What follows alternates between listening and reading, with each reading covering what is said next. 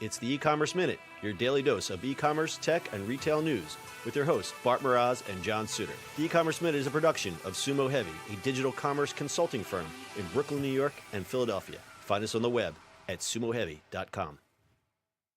This episode of the E-Commerce Minute is brought to you by SendPro Online from Pitney Bowes. SendPro Online is software that makes it easy to save time and money, no matter what you ship or mail. Print shipping labels and stamps right from your desk and access discounted rates. E-Commerce Minute listeners can try it for free for 30 days and get a free 10-pound scale when you visit pb.com/minute. That's pb.com/minute. It's E-Commerce Minute episode 428. In today's episode, Amazon plans to launch grocery chain. Jeff Bezos may already own Whole Foods, but that isn't stopping Amazon from opening up dozens of grocery stores in major cities, according to the Wall Street Journal. The first store is set for Los Angeles in the fall of 2019, and the company has reportedly signed at least 2 additional locations for 2020 openings. It is negotiating to open stores in San Francisco, Seattle, and Philadelphia. The Journal also reports Amazon is exploring buying regional grocery chains to accelerate its growth. Unlike Whole Foods, the new grocery chain is expected to be more like a traditional supermarket. Whole Foods targets higher-end shoppers and typically cost more. A new grocery chain may target more price-sensitive shoppers. The stores are expected to be around 35,000 square feet, similar in floor space to Whole Foods.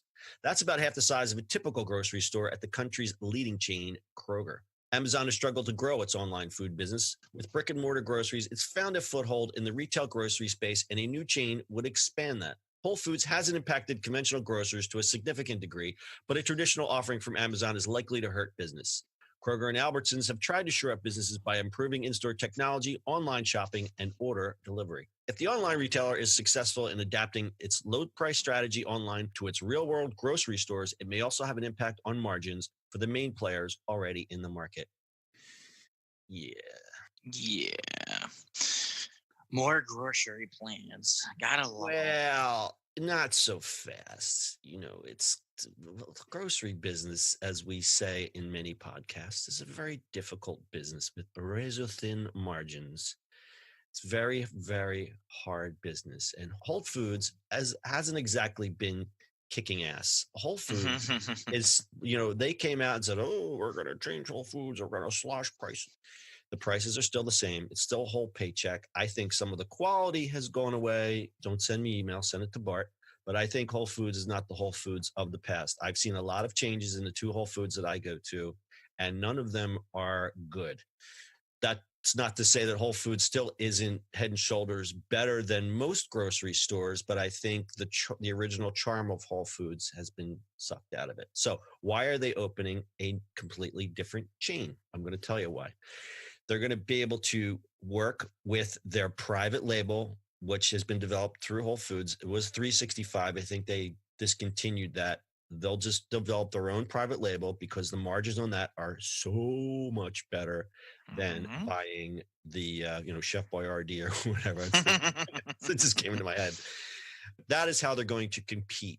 The problem is, again, with the slim margins and established grocery store networks, it's really going to be hard for them to just come out and kick ass like they're used to doing. I think this is going to be a bit of a struggle for them. Yeah, it might be.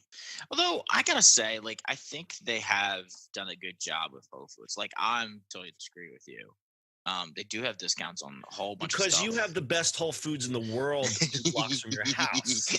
See, I have the suburban Whole Foods. Let me tell you. I have the big Whole Foods.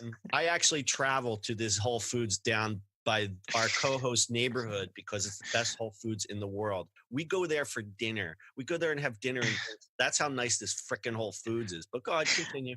There is a bar. That is correct. There's an actual bar in this place.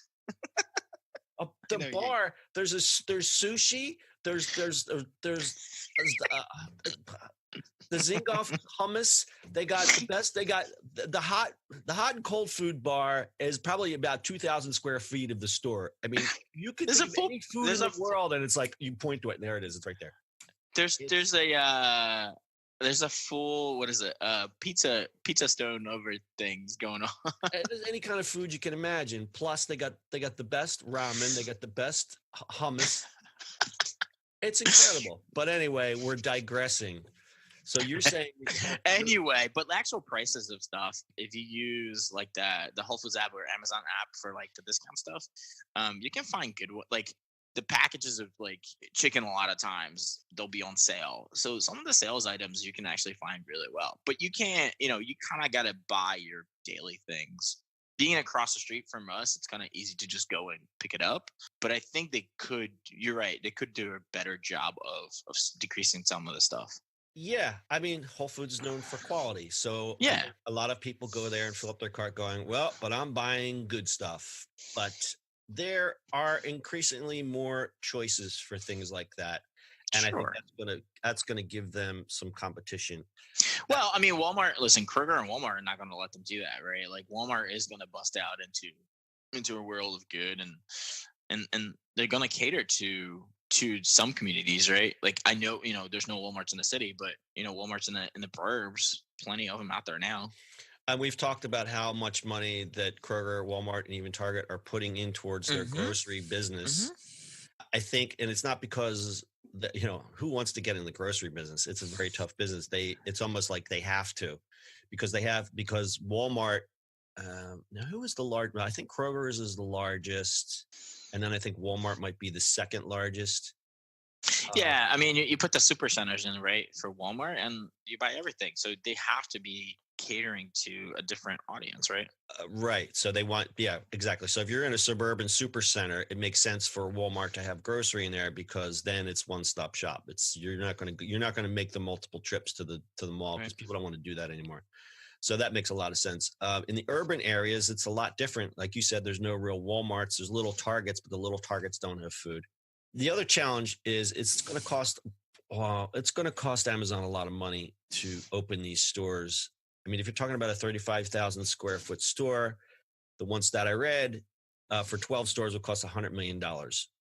So it's not, I mean, for Amazon's like, but it's a lot of money, and I don't think it's going to happen overnight. I'm going to keep a close eye on this, because I want to see how they go up against Aldi's or Trader Joe's, or, like those smaller niche brands that people are really faithful to. If they come out and they open I don't know what the square footage of Aldi is, but Aldi customers are real super faithful. So are Trader Joe's customers. Like if you stuck an Amazon store in between the two, I would be curious to see what happens there.